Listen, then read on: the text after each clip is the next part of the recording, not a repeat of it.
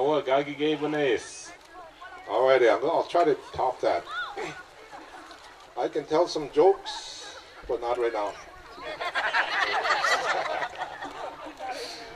Who signed me up? Luke? Yeah. Let me tell you a story about Luke. I don't know any funny stories about Luke. Most of the funny stories we have are from family, true stories from family, right? And this is a true story about my mother. She's well known in our back home. She's a beaver skinning champion. For those of you that know how to trap, she can skin a carcass, full carcass of a beaver, and have it nailed on a board, fleshed, in 22 minutes. So now get it na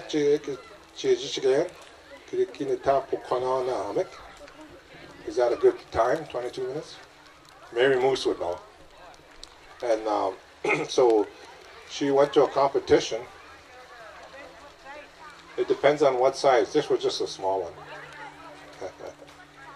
So she's well known for her beaver skinning, and she's also well known for her language. She's infiltrated Minnesota here. We come to Fond du Lac to save you guys. And so she's well known for that. But she went hunting one time, and hunting traditionally from a truck. That's called traditionally back home. Hunting from a truck. Anyway, she's driving around in a truck. She sees a moose,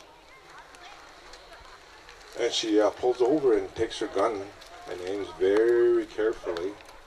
And just as she got out of her vehicle, the moose started running away.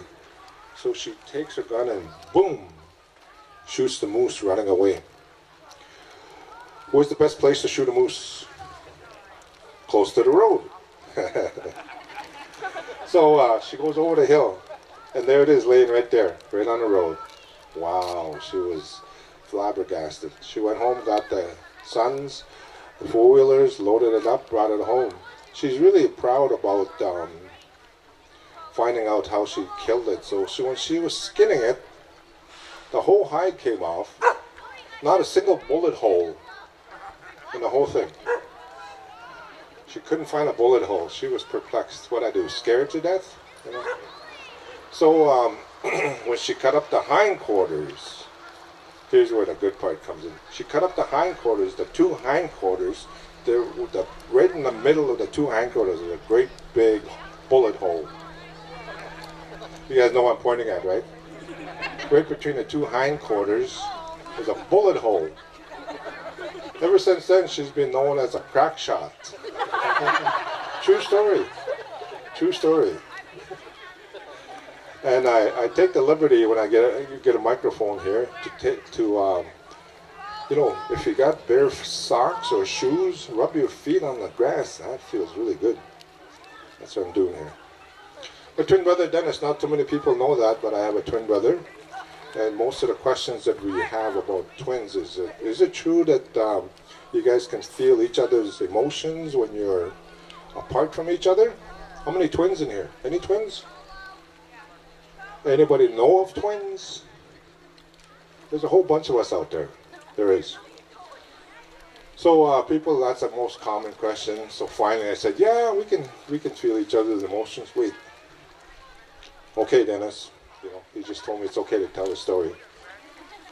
So he I was laying in bed one night, and all of a sudden I feel a slap across my face. Then I knew Dennis was trying to make love with his wife. So I call him up. Dennis, quit that. I'm trying to get some sleep over here. Leave her alone. And we used to do a routine called the braids and the brains. If you know Dennis, he's got braids. And so I'd introduce ourselves. Hey, we are Dan and Dennis, the braids and the brains. I don't have any braids, and he doesn't have any. Fill in the blank. Fill in the blank. What's really interesting here, I've been teaching at the tribal college for like 21 years, and It never ceases to amaze me, but my former students always come pat me on my shoulder and say, "You probably don't remember me." Where's Colleen? There she is. Colleen, how long ago were you a student of mine? 2004? A long time ago. I looked at her and all I could remember was her last name started with the letter B.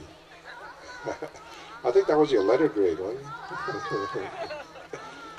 And so that happens to me frequently. But one of the things that's really cool is being a twin. True story. Being a twin, we really do have a psychic connection. One day I was over at Fond du Lac. I pulled into the store there. What's the one across from Subway? What's the name of that store? Across from the Subway, close to the corner, huh? Not across the road. They serve sandwiches. Subway. Herbert and Gerbert's. I pulled into Herbert and Gerbert's. Is that what you said, Johnny? I pulled into Herbert and Gerbert's, and Dennis is sitting in his vehicle right there. And what are the chances of him meeting up with him? Because he lives in Minneapolis, and he was on his way to Canada, and he pulls in to Herbert and Gerbert's at the same time that I pull in. Well, he sees me. He says, "Hey, I'll go sit down with you." I said, "I don't have time to sit down. I'm on my way to go teach my class at UWS." And said, "All right, I'll what are you going to have?" I said, "I'm going to have a Comet candy." He says, "That's what I had." Yeah, right. On wheat bread. That's what I had. So it's always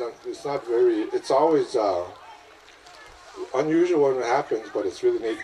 So another time, I had to go to my Kiwenz ceremony, and Dennis was already at the camp. He was set up there, and for some reason I had a commitment at the college, so I couldn't make it. So I prepared my dish the night before. And what you got to do for the ceremony is I had to prepare 5 dishes. So I made some wild rice soup. I made some. I fried up some fish. And I also had some fruit, and I wasn't sure if that was going to be enough, so I made some sandwiches. And then there was a 5th dish. So I get to the camp, and Dennis is there. "Got your food ready?" I said, "Yeah." He says, "What did you make?" "Oh, I made some wild rice." He says, "So did I." "Oh, and I cooked up some fish." "So did I," he says. And then he says, "I bet you didn't make sandwiches." I said, "I sure did." And we named the other 2 plates, and they're identical.